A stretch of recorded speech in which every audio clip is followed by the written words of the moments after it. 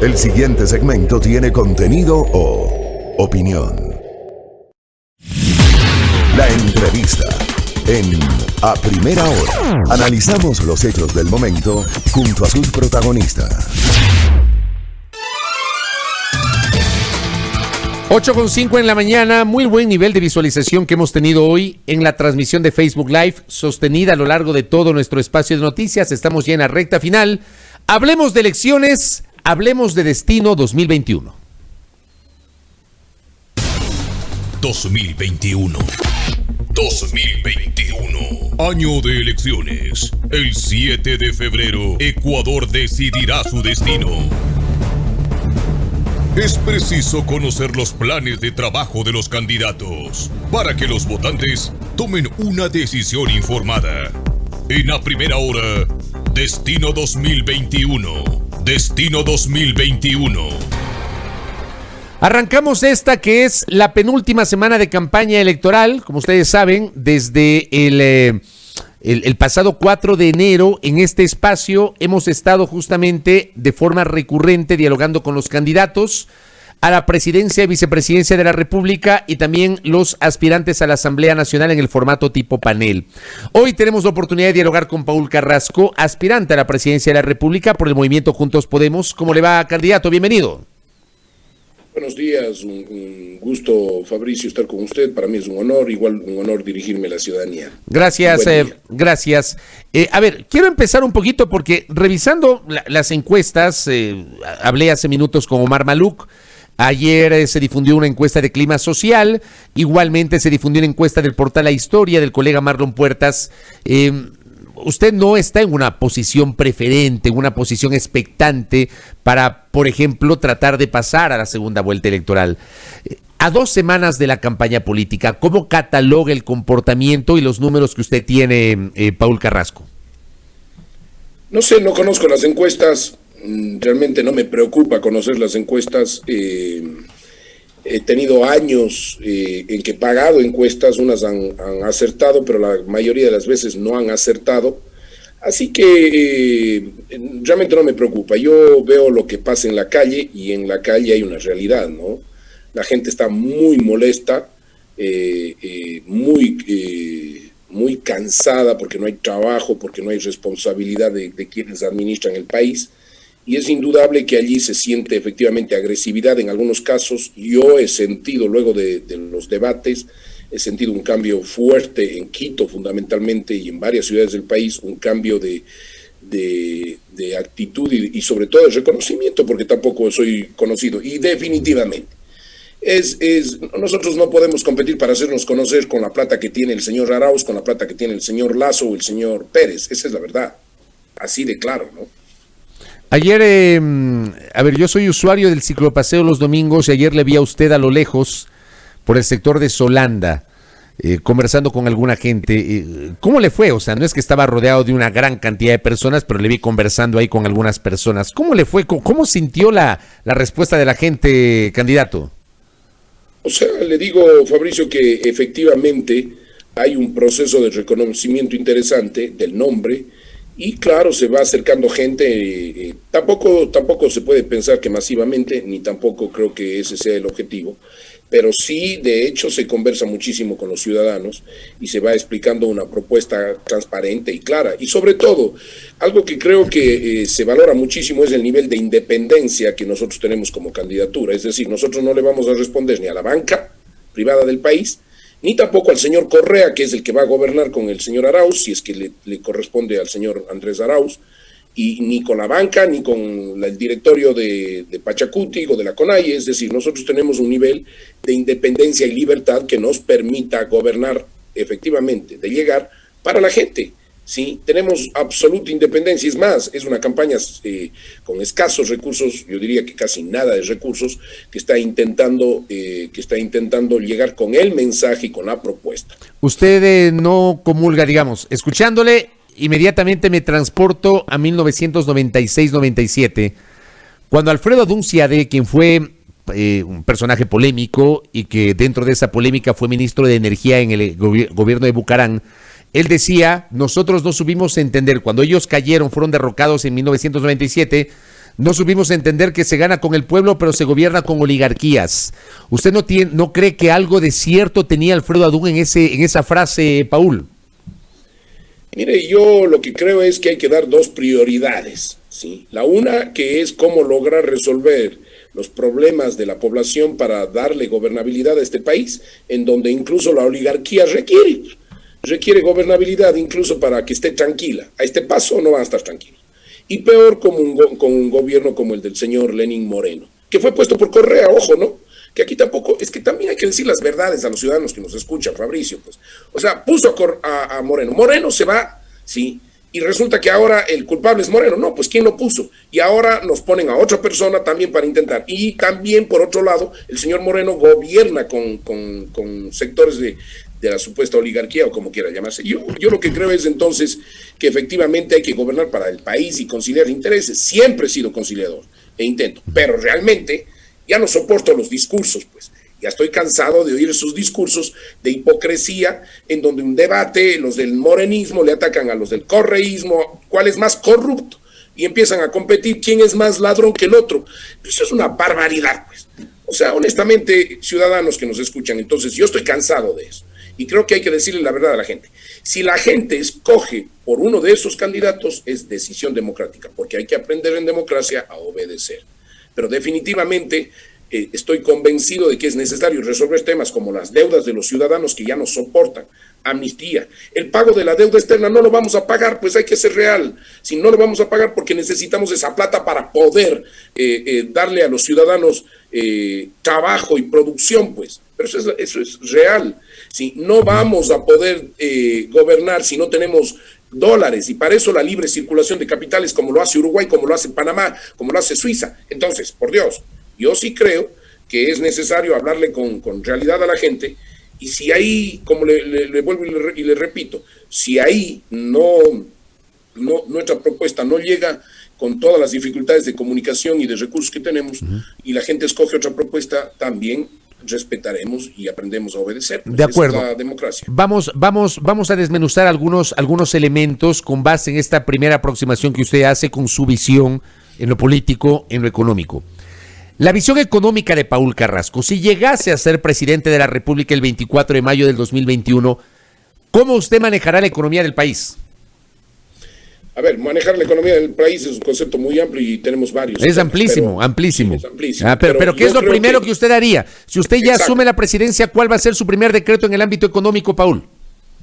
Primero, el tema de la amnistía bancaria para los ciudadanos, es decir, reestructuración de sus deudas a 10 años, sí, y al 1% de interés. Para los que deben por negocios, emprendimientos, por tarjetas de crédito, para los que deben en la Agencia Nacional de Tránsito, los choferes que están sobreendeudados y con multas allí, para quienes deben las tarjetas de crédito y la vivienda, es decir, una amnistía y darles por primera vez un respiro a 10 años y al 1% de interés. Esa es la primera medida para que la gente pueda reacreditarse, pues, una suerte de reacreditación y de renegociación en su perfil personal, sacarles de la famosa central de riesgos y buró de crédito y darle respiro a la gente y obviamente al sistema productivo y financiero del país, porque esto es al final una medida que también le sirve a futuro y al Estado también. 1. 2. Subsidio de trabajo inmediato para los jóvenes de 20 a 30 años, que son el 62% de esos 500,000 puestos de trabajo que se ha perdido, ¿no? Entonces, el subsidio de trabajo implica que vamos a hacer una base nacional de datos de jóvenes que van a ir a trabajar en empresas que requieran, sí, subsidiado su sueldo por un año.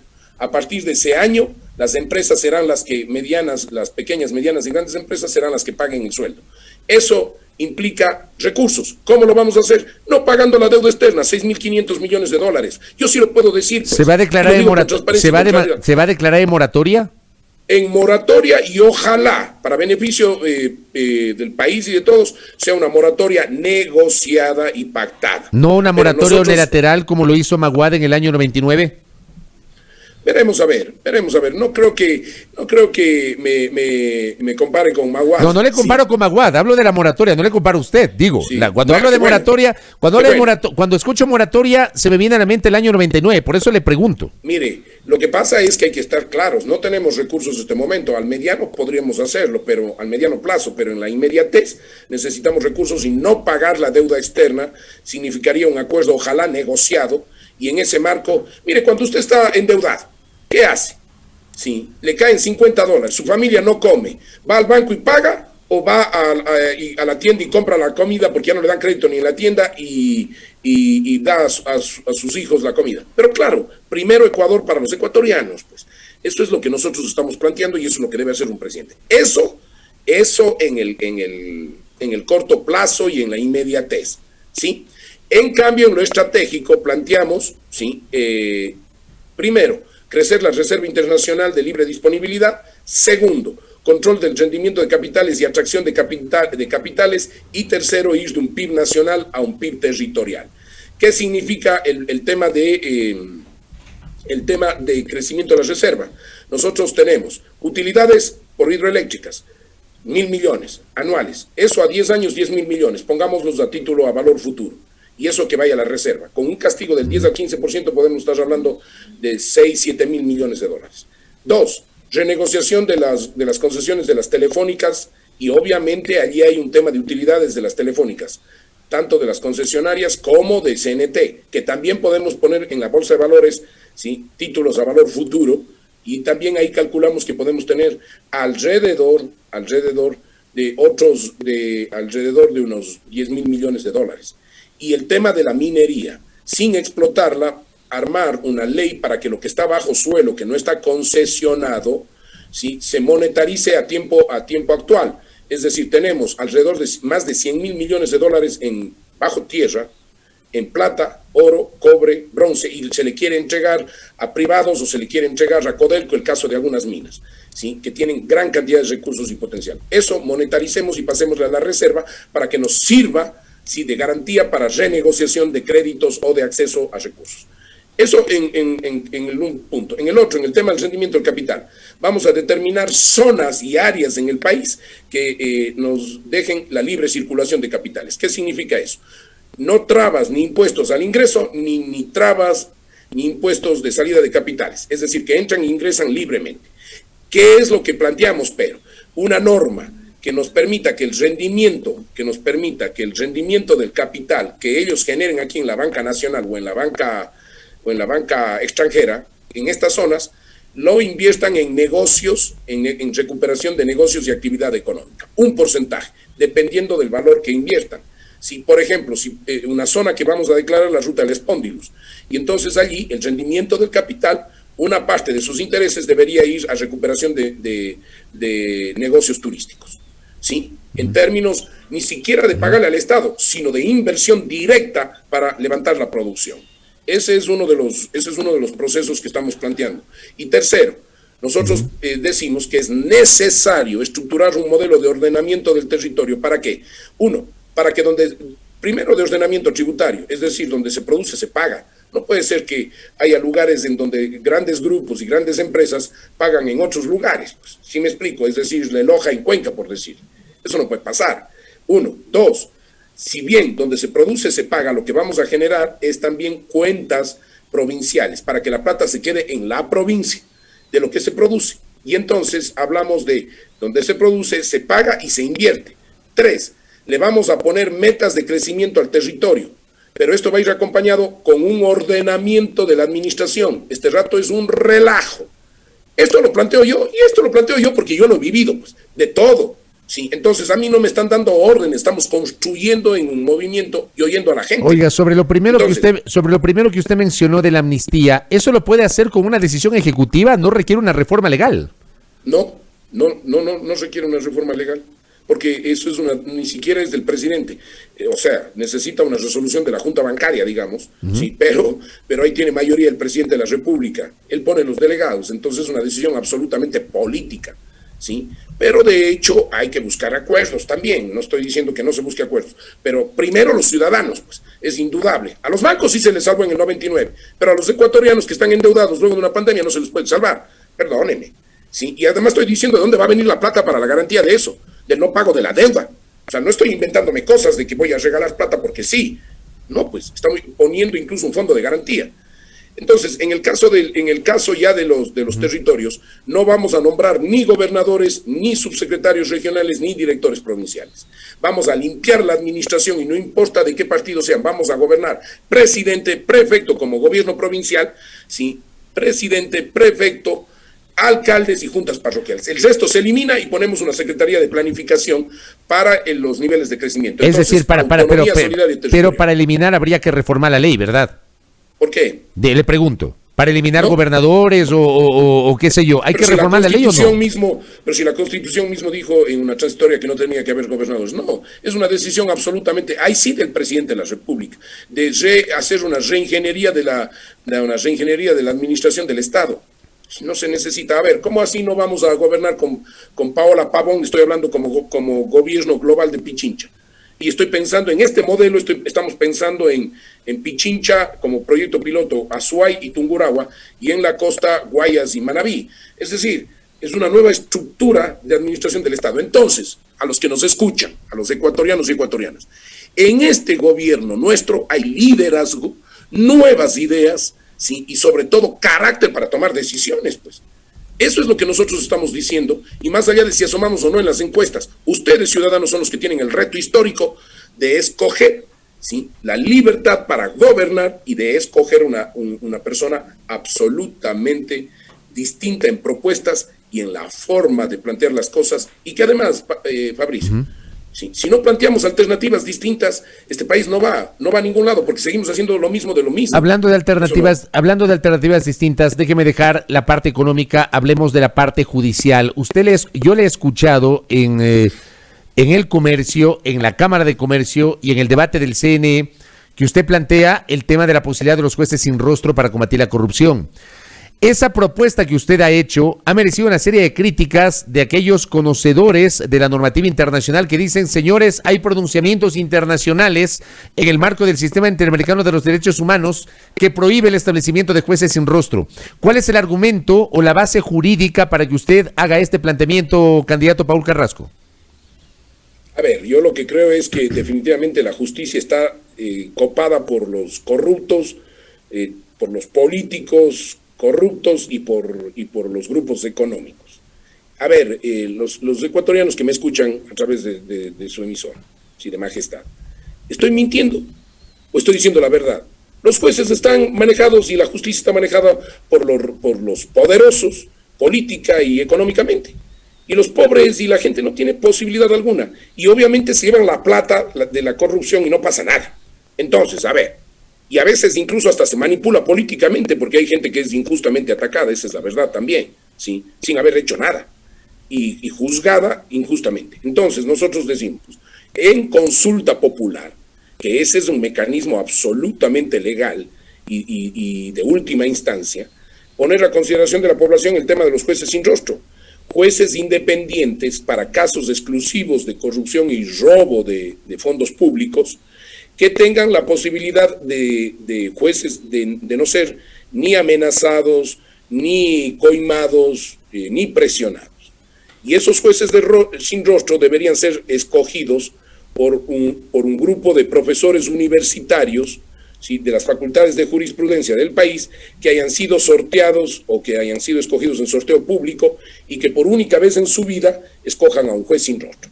Y ellos sean los únicos que conocen cuál es el nombre y la persona. Pero el tema que yo le planteaba es que esta propuesta, como le decía, ha sido criticada por quienes señalan que hay pronunciamientos o estándares internacionales que cuestionan esta figura de los jueces sin rostro. Vea, Fabricio, pueden criticar, pero al final el Ecuador para los ecuatorianos, pues, es indudable, y habrá que buscar las alternativas, pero al final seguimos con lo mismo. Entonces, estos jueces sin rostro deberían tener clarísimo, ¿sí?, uno, una ley de extinción de dominio, pero real, no armada por la Asamblea, pues, que sería aprobada en la misma consulta. Dos, ¿sí?, el tema de cadena perpetua para los políticos de elección popular que han robado, ¿sí?, cadena perpetua. Y tres, a los funcionarios públicos, mandos medios que han sido coimados y a los privados que han coimado, la muerte civil, es decir, la pérdida de derechos de ciudadanía. A ver, entonces, si nos volvemos a seguir, siempre está el análisis académico, etcétera.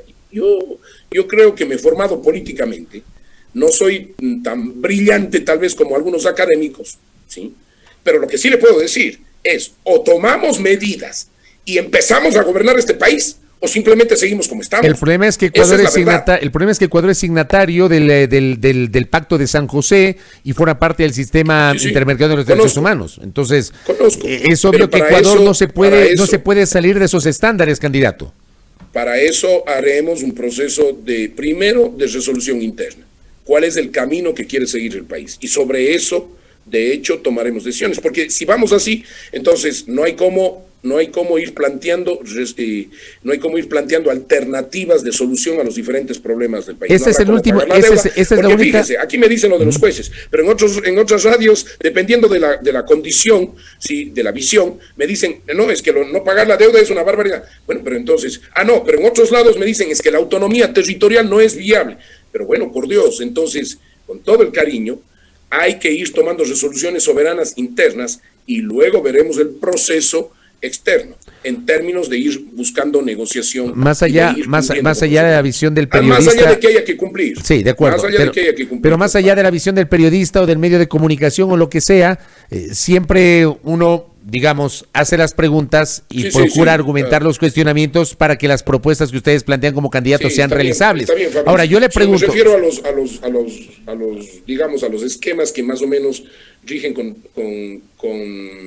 nuestra propuesta, ¿no? Ahora, yo lo que le pregunto es, ¿esta propuesta que usted hace será lo único que usted propondrá sobre la administración de justicia o hará otro tipo de propuestas adicionales? No, pues hay que hacer una serie de... A ver, esto es en el tema inmediato, pero es necesario entrar en una reforma de la justicia que yo creo que debe pasar por la independencia y la libertad de la justicia en lo político. Y no creo que el Consejo de la Judicatura sea el ente adecuado, más allá de que en otros países efectivamente así se da, sea el ente adecuado para escoger a los jueces. Sí, creo que es necesario entrar en un modelo de ciudadanizar a los jueces. Sí, es necesario entrar en una propuesta de ciudadanización del escogitamiento de los jueces, separarle del espacio político, y el Consejo de la Judicatura no necesariamente es. Y ahí hay que buscar nuevos mecanismos. ¿Sí? Al final el tema es complejo, pero es necesario intentar un proceso y por lo menos de raíz, como estamos hablando con el tema de la corrupción. ¿Habrá una nueva metida de mano a la justicia entonces, candidato? A ver, yo tengo clarísimo, ciudadanos, que es necesario entrar en una visión clara de que hay que tomar prioridades. Y no sé si esta sea inicialmente una prioridad. Yo espero que en la misma consulta popular o a través de las asambleas y los parlamentos populares, barriales y cantonales que vamos a armar para darle prioridad a las decisiones, ojalá allí tomemos la prioridad de resolver primero los temas que le importan a la gente, el tema de los venezolanos en la calle, por ejemplo. O sea, hay delincuencia venezolana que está atacando a nuestra gente y que yo los recojo alguien me dice, eso no es correcto decirlo. ¿Cómo no va a ser correcto decirlo? Pues si pasa en nuestro país, pues. Y eso tenemos que tomar una decisión. ¿Y cuál es la decisión? ¿Cuál es la decisión que va a tomar con los venezolanos o con los migrantes extranjeros que están aquí en el Ecuador? Vamos a hacer un censo inmediato en donde verificaremos, de hecho, los que tienen visa para que sigan trabajando, los que están por calidad de refugiados o necesitan esa calidad de refugiados, porque hay venezolanos que viven en extrema pobreza, gente, hermanos que a título de los derechos les recibimos para matarles de hambre. ¿Los va a deportar? Es humano, pues. ¿Cómo? ¿Los va a deportar? Eso no es humano. Y refugiados se quedan, los que tienen calidad de refugiados. Los que tienen hijos nacidos aquí, asumen la nacionalidad. Pero los que tienen pasado judicial o los que no han justificado y tienen un historial delincuencial, se les va a deportar. Los que no tienen historial delincuencial, pero tampoco tienen visa de trabajo, no tienen trabajo, no los encuentran en las esquinas. Esa es la evaluación que vamos a hacer, pues. Entonces, esa es la evaluación que planteamos inicialmente hacerlo. Sí, pero necesitamos, a ver, Fabricio, los que están en la calle tienen un día a día muy fuerte, incluso los hermanos venezolanos, sí, que obviamente no todos son, pues, sí, son, incluso muchos de ellos viven una injusticia terrible contra sus derechos todos los días. Entonces, lo que nosotros necesitamos es un presidente que vaya resolviendo los temas de manera inmediata, sí, y este es un tema acuciante en las calles, además del hambre, sí, que es necesario resolverlo también. Entonces, y del trabajo, las tres cosas. Sí, y entonces hay que tomar decisiones. Lo otro es quedarse callado, no decir absolutamente nada y hacerse el de la vista gorda. No, señor, pues.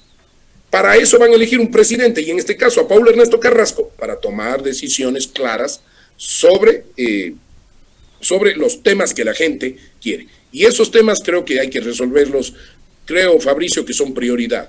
Y paralelamente los otros temas de la estructura y de los roles y funciones del Estado.